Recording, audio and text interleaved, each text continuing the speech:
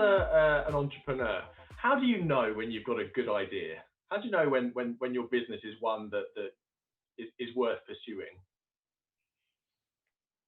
Well, it's interesting. I'm not sure the idea is the most important thing. So, as an investor, when I look at I get lots of business plans that come through on email.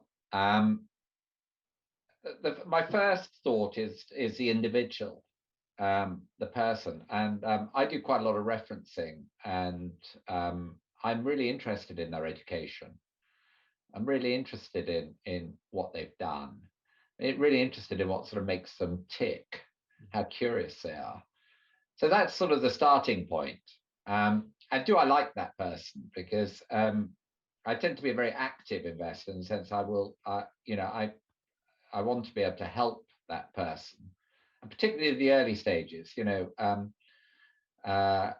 Bremont, when we started, Nick and Giles English, they didn't know the watch and jewelry market. I just sold Links of London. I dealt with all the best jewelers in the UK and many in America.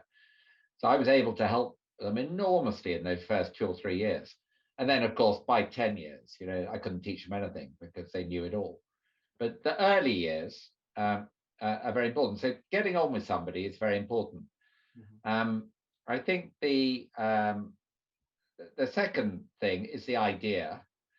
And the third thing really is the execution. The idea is not necessarily the most important thing. I think that if you said, well, I'm going to start a shirt company, there are millions of shirt companies, or I'm going to start a jewelry business.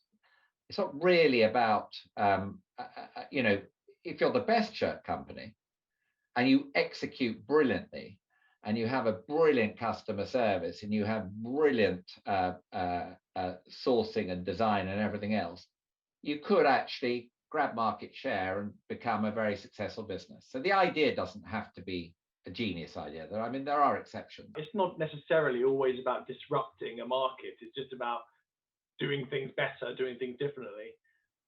Yeah, if you think about Warby Parker, they another great example of a wonderful sort of tech-enabled business. But at the end of the day, it's an optician selling online with 60-something shops.